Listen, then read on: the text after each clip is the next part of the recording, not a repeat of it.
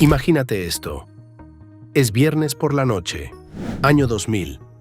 Subes al auto con tu familia y manejas hasta una tienda enorme con letreros azules y amarillos brillando en la oscuridad.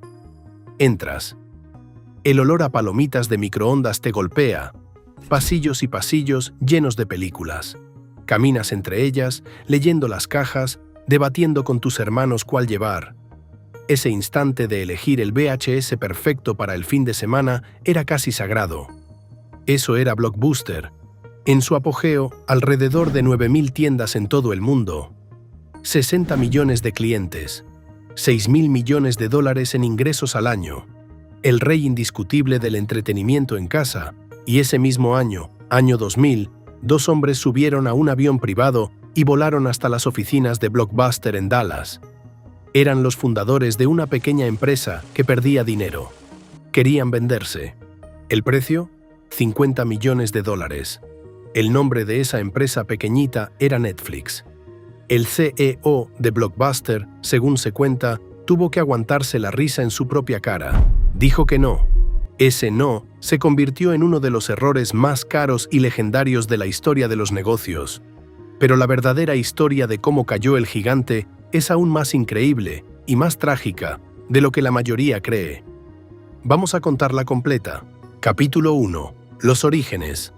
Blockbuster abrió su primera tienda en 1985, en Dallas, Texas. La idea era engañosamente simple, pero revolucionaria para su época.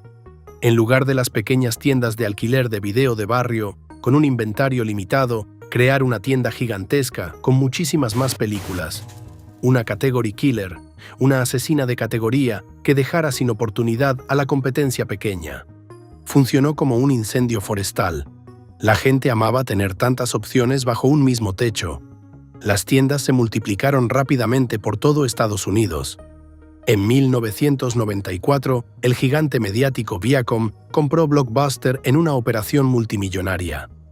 Con ese respaldo, las tiendas azules y amarillas se expandieron por el mundo entero. En su punto más alto, Blockbuster operaba alrededor de 9.000 tiendas y empleaba a decenas de miles de personas en múltiples países. Pero más allá de los números, Blockbuster se convirtió en un ritual cultural. Para millones de familias, el viernes por la noche significaba una visita a Blockbuster. Era parte del tejido de la vida cotidiana. Capítulo 2. El éxito. El modelo de negocio era una máquina de hacer dinero, pero tenía un secreto. Un secreto oscuro y enormemente rentable: los cargos por retraso. ¿Devolviste la película un día tarde? Multa. ¿2 días?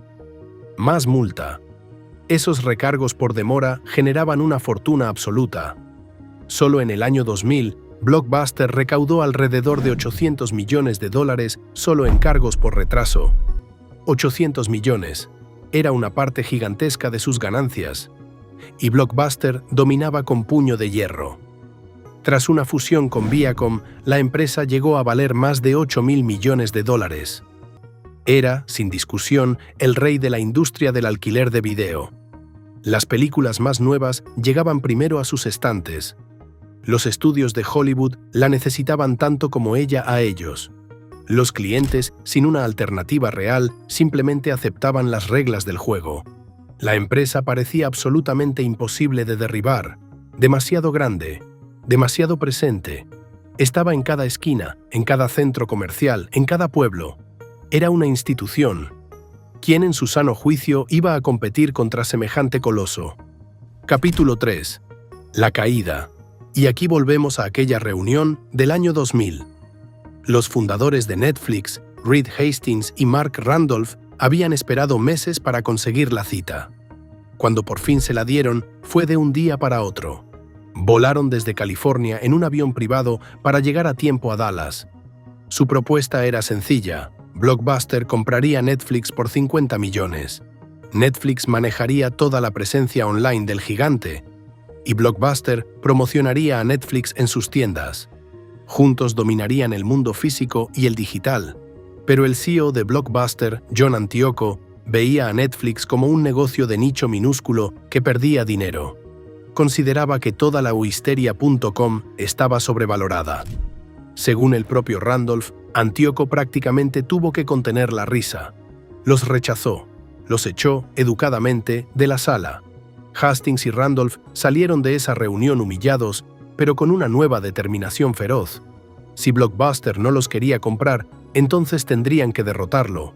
Y Netflix tenía un arma secreta. Todos odiaban a Blockbuster. Aquellos 800 millones en cargos por retraso que tanto dinero daban también generaban un odio profundo. La gente se sentía estafada, castigada por olvidar una fecha.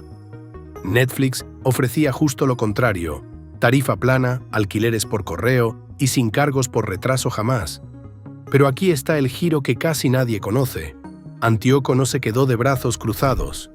Con el tiempo entendió la amenaza y reaccionó. Lanzó Blockbuster Total Access, un servicio que combinaba el alquiler por correo con la posibilidad de devolver y cambiar películas en las tiendas físicas. Era algo que Netflix simplemente no podía igualar, porque Netflix no tenía tiendas. Y al mismo tiempo, Antíoco empezó a eliminar los odiados cargos por retraso para recuperar el cariño de los clientes. Y funcionó. Para 2007, Blockbuster Online sumaba suscriptores a un ritmo que alarmó de verdad a los ejecutivos de Netflix. El propio Reed Hastings reconocería después que Total Access amenazaba el negocio de Netflix en lo más fundamental. El gigante estaba contraatacando, estaba ganando. Pero entonces la tragedia. Y no vino de Netflix, vino de adentro. Un poderoso inversionista activista llamado Carl Icahn había comprado una gran porción de las acciones de Blockbuster. Icahn estaba furioso. Pensaba que Antíoco gastaba demasiado en la apuesta online, que eliminar los cargos por retraso costaba cientos de millones en ingresos perdidos, y sobre todo estaba enfurecido por el enorme bono que Antíoco quería cobrar. Estalló una guerra de poder en la cúpula de la empresa. Una pelea por el bono del CEO se convirtió en una batalla por el rumbo entero de Blockbuster. Y en 2007, el consejo se puso del lado de los inversionistas. Antíoco salió de la empresa, frustrado, justo cuando su estrategia empezaba a dar frutos. Su reemplazo fue Jim Keyes, que venía de dirigir la cadena de tiendas de conveniencia 7-Eleven. Keyes veía el mundo a través de esos lentes: tiendas físicas, productos en los estantes, eficiencia operativa. Llegó a decir en una entrevista que ni Netflix ni los kioscos de Redbox estaban en su radar como amenazas competitivas. Y entonces deshizo todo. Abandonó esencialmente la apuesta online que tanto había asustado a Netflix. Y en 2010 reinstauró los odiados cargos por retraso. Blockbuster dio marcha atrás justo en el peor momento posible. Las consecuencias fueron fatales. El negocio online se desinfló. Y encima llegó un enemigo aún mayor que Netflix: la crisis financiera de 2008. Con una deuda enorme colgando del cuello que había acumulado a lo largo de los años y con los bancos cerrando el grifo del crédito, Blockbuster se quedó sin oxígeno.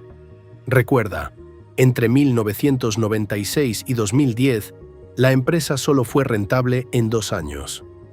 Para colmo, Walmart y Target vendían DVDs baratísimos, hundiendo aún más sus ingresos. Las cifras sangraban. En el segundo trimestre de 2010, los ingresos cayeron a $788 millones, frente a los 982 millones del mismo periodo del año anterior. La pérdida neta de ese solo trimestre fue de $69 millones. Capítulo 4. La actualidad.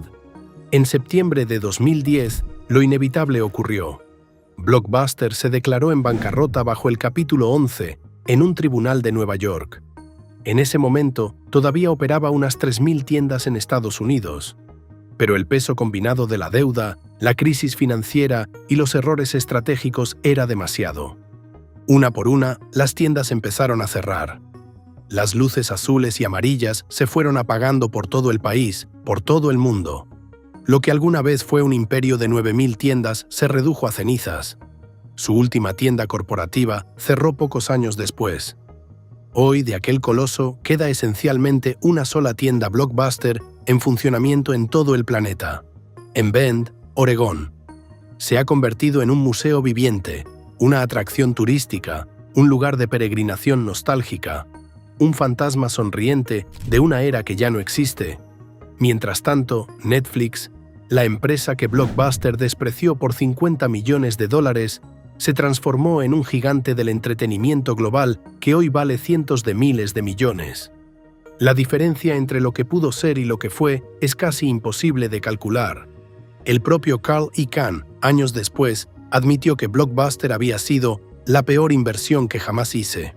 Y reconoció algo aún más doloroso, que tal vez, si no hubiera estallado el conflicto por el bono de Antíoco, si lo hubieran dejado seguir creciendo Total Access, las cosas podrían haber terminado de otra manera. Blockbuster pudo haber rivalizado con Netflix. Pudo haber sobrevivido. Blockbuster nos dejó una lección doble y brutal. La primera, la famosa. No importa qué tan grande seas, si desprecias al pequeño rival que hace las cosas distinto, ese rival puede destruirte.